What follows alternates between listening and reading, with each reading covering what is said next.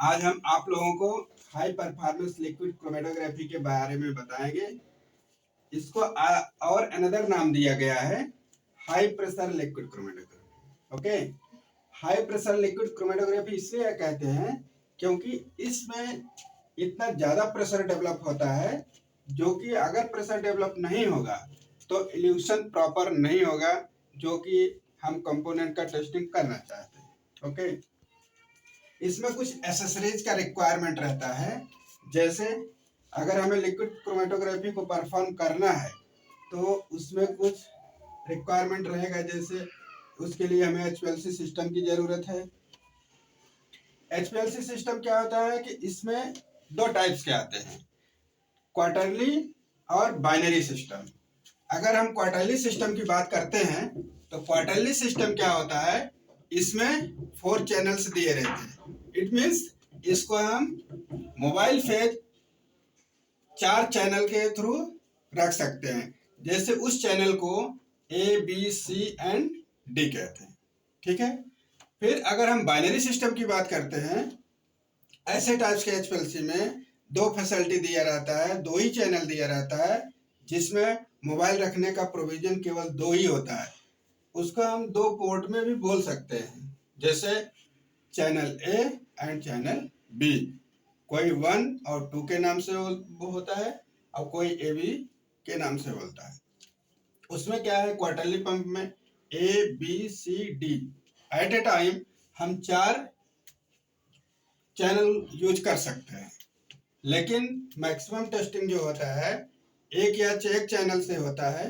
अगर हम एक चैनल से स्टार्ट करते हैं कोई भी एनालिसिस, ए लाइन में अगर हम मोबाइल फेज रखे हुए हैं तो उस चैनल को हम आइसोक्रेटिक नाम देते हैं। आइसोक्रेटिक हम सिंगल पोर्ट से चलाते हैं, सिंगल लाइन से चलाते हैं, ए लाइन से चलाते हैं।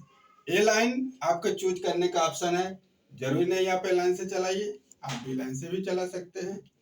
तो अगर बी लाइन से चलाएंगे तो ए लाइन नहीं चलेगा, आप सी लाइन से चलाते हैं तो ए बी दोनों से नहीं चलेगा।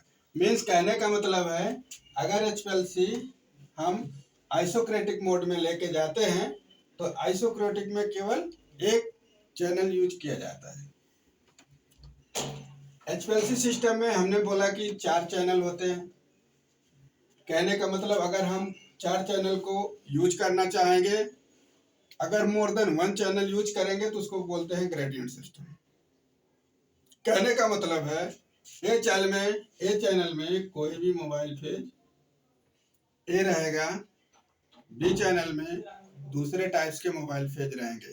कहने का मतलब उसमें टाइमिंग प्रोग्रामिंग होगा, टाइम का प्रोग्राम होगा। टाइम का प्रोग्राम मीन्स ए लाइन से कितने परसेंट एलिमेंट जा रहा है, एलिमेंट मीन्स कहने का मतलब हमारा मोबाइल फेज से।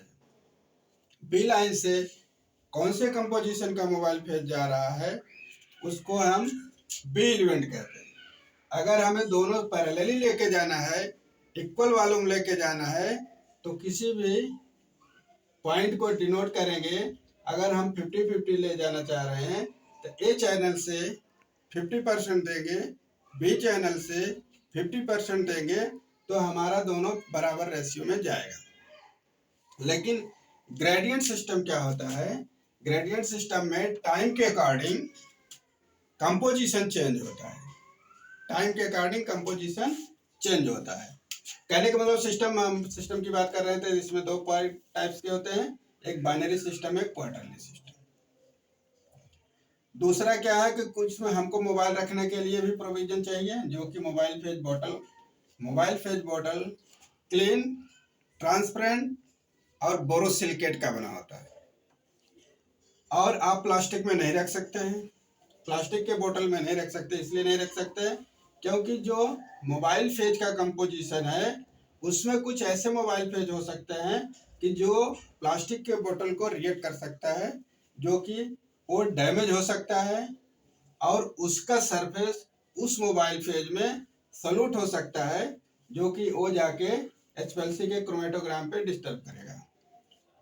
इसलिए सबसे क्लियर आपको ट्रांसपेरेंट बोतल में अंबर कलर बोतल में, लेकिन वो सिलिकेट का बना होना चाहिए। दूसरा है एचपीएलसी कॉलम का रिक्वायरमेंट्स है। हमने प्रीवियस पार्ट में आपको बताया है कॉलम के बारे में। फिर हम बता देते हैं कि एचपीएलसी कॉलम में से चूज कर सकते हैं C8, C18, phenyl, cyano, anyone. कुछ हम डायमेंशन को रिपोर्ट कर रहे हैं, यहाँ पे दिखाया जा रहा है डायमेंशन एचपीएलसी के column available in the market में 150 इंटू 4.6 इंटू 5 माइक्रोन। ये डायमेंशन है, ना कि कॉलम कैटेगरी है। कॉलम कैटेगरी आप कोई भी ले सकते हैं, C8, C18, फिनाइल, साइनो, इन सारे डायमेंशन को में से आपको जो रिक्वायरमेंट है वो चूज कर सकते हैं। डिफरेंट डायमेंशन के जो कॉलम आते हैं वो डिफरेंट मेक के भी आते हैं। जैसे कुछ हम नाम ले लेते हैं, इनर्ट सेल का आता है, थर्मो का आता है, जोडियक का आता है, हेजीलैंड का आता है, और बहुत सारे वाटर्स का आते हैं, और बहुत सारे मेक अवेलेबल हैं।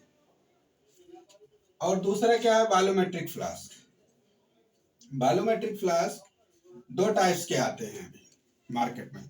एक क्लास ए होता है और एक क्लास बी होता है। अब क्लास ए क्या होता है और क्लास बी क्या होता है? क्लास ए जो होता है उसको कैलिब्रेशन करने के रिक्वायर्ड नहीं है। उसमें क्या है, कुछ कोडिंग होता है। क्लास ए में कोई कैलिब्रेशन की जरूरत नहीं है।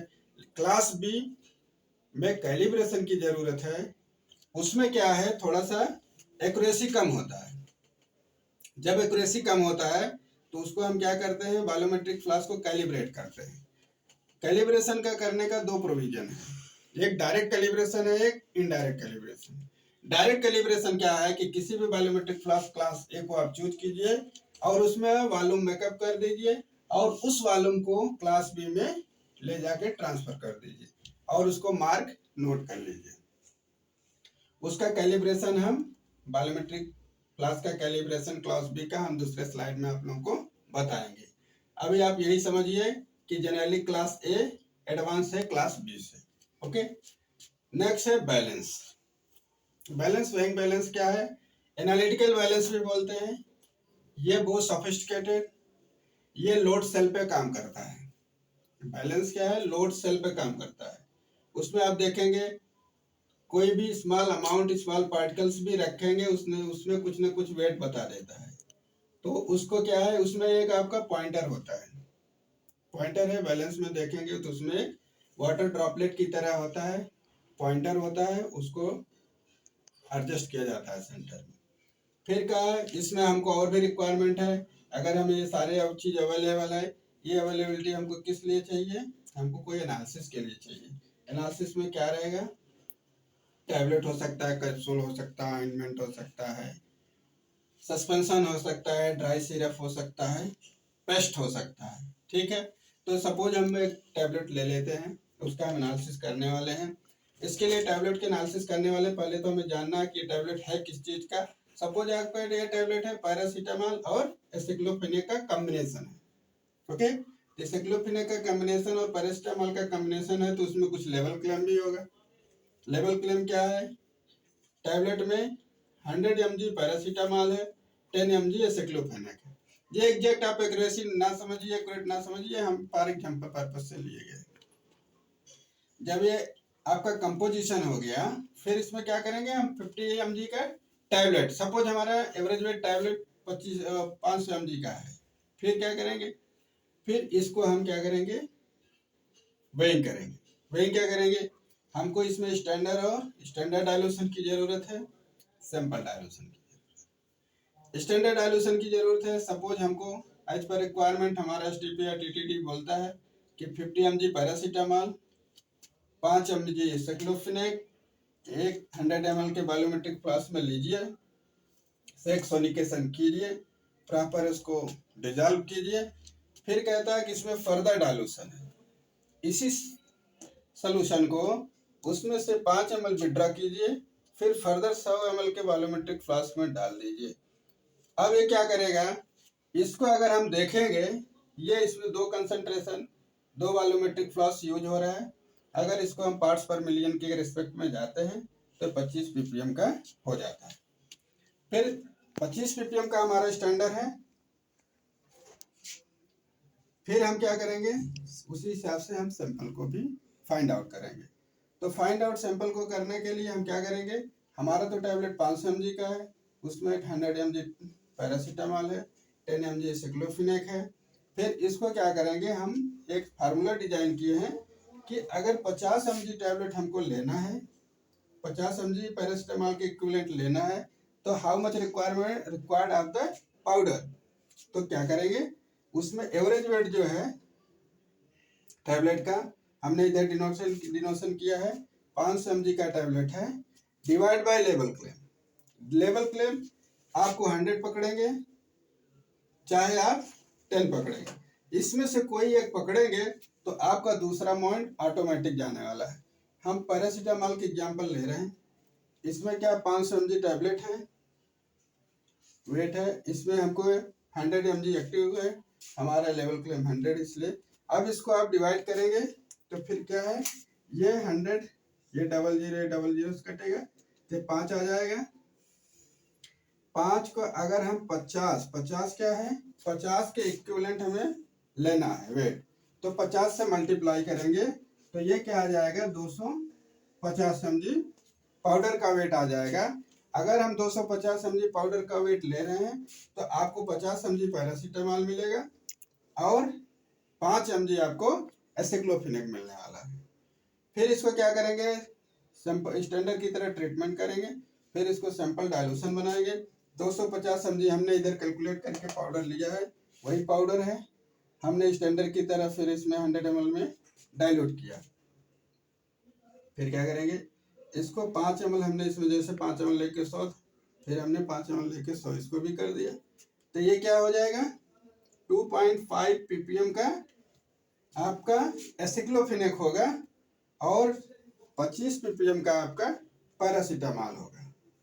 इसमें देखिए 25 ppm का पैरासीटामॉल है, 2.5 ppm का एसिक्लोफिनेक है। तो सेम थिंग्स, ये है एसिक्लोफिनेक 2.5 ppm और 25 ppm एसिक्लोफिनेक। अब अगर यही हम एक वायल इसका भरते हैं और एक वायल हम सैंपल का भरते हैं जो कि यहाँ लेके जाते हैं, ये मोबाइल पे कंटिन्यूअस डिलीवर्ड हो रहा है, फिर ये एक बार हम स्टैंडर्ड का रन करते हैं तो इसमें 5 इंजेक्शन रन करते हैं, उसका सिस्टम सुटेबिलिटी हम देखते हैं, लेकिन ये चीज़ हम नेक्स्ट वीडियो में आपको बताएंगे।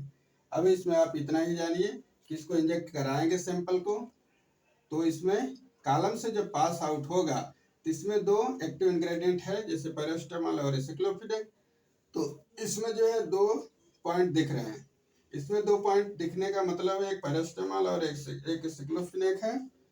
फिर ये क्या करेगा, ये सेपरेट आउट होगा, अलग अलग रिटेंशन टाइम पे सेपरेट आउट, अलग अलग टाइम पे ये सेपरेट आउट होगा। 1 को हम पैरासीटामॉल मानते हैं, 2 को हम एसिक्लोफिनेक मानते हैं। ये एग्जैक्ट नहीं है पैरासीटामॉल पहले आएगा, ये डिपेंड करता है आपका मोबाइल फिज किस कैटेगरी का है, कितना है रिक्वायरमेंट है, ये हमने जस्ट आपको एग्जांपल के लिए बता रहा। ये पैरासीटामॉल है, जब पीक आ गई तो इसका कुछ एरिया होगा, एरिया स्टैंडर्ड का है ये डिजिट में, फिर क्या है आगे ये क्या है, दूसरा एसिक्लोफिनेक है, उसका एरिया ये है 6 डिजिट में। फिर क्या करेंगे, इसको हम वायल को हटाएंगे या पोजीशन बदलेंगे, हम अपने सैंपल को भी ले जाके स्टैंडर्ड की तरह सेम ट्रीटमेंट देंगे, फिर इसमें हम इंजेक्शन उसी तरीके से लगाएंगे, उसका भी कुछ एरिया निकल के आएगा। सपोज ये सैंपल का पीक है, उसका एरिया ये है, ये दूसरा है, उसका एरिया ये है। अब हम क्या करेंगे, स्टैंडर्ड के कंपेयर में सैंपल को हम कैलकुलेट करेंगे। अब क्या करेंगे, सिंपल कैलकुलेशन, इसमें कुछ नहीं है, सिंपल कैलकुलेशन एग्जांपल के लिए स्टैंडर्ड ये है, सैंपल ये, हम एक बता देते हैं सेम तरीके से दोनों रहेगा। सैंपल का एरिया 18,111,35, स्टैंडर्ड का एरिया 18,65,318। तो हमको जिसको फाइंड आउट करना है उसको टॉप पे रखते हैं, मतलब सैंपल की एरिया को ऊपर रखना पड़ेगा और टेस्ट की एरिया को स्टैंडर्ड के एरिया को नीचे रखना पड़ेगा। कंसंट्रेशन जस्ट उल्टा होगा, अगर हमको टेस्ट का एरिया हमने पहले रखा है ऊपर रखा है तो उसका वेट कहाँ आएगा, जस्ट नीचे आएगा। और हमको स्टैंडर्ड कैरियर नीचे रखे हैं तो स्टैंडर्ड वेट ऊपर आएगा। कैलकुलेशन ऐसे होगा, जैसे सैंपल एरिया डिवाइड बाई, हमने बोला स्टैंडर्ड एरिया, ठीक है। अब इसमें क्या है, पैरासीटामॉल के कैलकुलेशन के लिए हमने बोला जो स्टैंडर्ड नीचे आएगा उसका वेट ऊपर जाएगा। हमने क्या लिया था, 25 mg लिया था। कितना लिया, सॉरी 50 mg लिया था। 50 mg पैरासीटामॉल लिया था, किस में डाइल्यूट किया था, 100 में। फिर क्या किया था, 5 लेके 100 में, यही किया था। यहाँ आप देख सकते हैं 50 लेके 100, फिर फर्दर डाइल्यूशन 5 लेके 100। फिर अब टेस्ट वेट आ गया। टेस्ट के लिए हमने क्या किया था, 250 mg हमने लिया था। कहाँ है, यहाँ देखिए 250 mg था, हम यहाँ 250 mg लिख देंगे, ठीक है। मैंने बोला है कि अगर सैंपल का एरिया ऊपर आएगा तो उसका वेट नीचे आएगा। डाइल्यूशन सेम तरीके से है, इसको भी वैसे कर देंगे। 100 फिर 100, 5। जैसे इतना अमाउंट हमने स्टैंडर्ड का लिया है, देखिए इसमें 500 ऊपर गया है, सॉरी ये मैं इसका पार्ट ले लिया हूँ, ओके, ये स्टैंडर्ड का पार्ट ले लिया। ये पार्ट आपका स्टैंडर्ड है, ये पार्ट आपका सैंपल है। देखो जैसे ये आपको देखना है तो यहाँ 50 है, 100 है, 5 है, 100 है, यहाँ टेस्ट वेट है 100 है, 5 लेके 100 है, ये 5 लेके 100, 5 लेके 100 कट जाएगा, अरे 100 से कट गया, 5 से कट गया। अब जो है बच गया इतना। फिर क्या है, इसमें कैलकुलेशन करने के लिए एवरेज वेट भी जरूरत है। एवरेज वेट कितना है, 500 mg, तो यहाँ 500 mg। फिर लेवल क्लेम क्या है, हम पैरासीटामॉल के एनालिसिस कर रहे हैं, अभी पैरासीटामॉल का कैलकुलेशन करें, इसका लगेगा लेवल क्लेम। पैरासीटामॉल कितना है, 100 है। फिर क्या लगेगा, अब स्टैंडर्ड के ट्रीटमेंट में लगेगा। स्टैंडर्ड का भी हमको नॉन पोटेंसी चाहिए, तो सपोज आपका 99.5% इसका पोटेंसी है। पोटेंसी क्या है, जो वर्किंग स्टैंडर्ड आपने पैरासीटामॉल लिया है उसकी पोटेंसी है। अब इसको कैलकुलेशन करेंगे तो आपको एक रिजल्ट आएगा जरूर कि 98 समथिंग आएगा, या 98 से 101 के बीच में आने वाला है। Thank you everyone. अगर आपको हमारा वीडियो पसंद आया तो लाइक, सब्सक्राइब एंड शेयर कीजिए।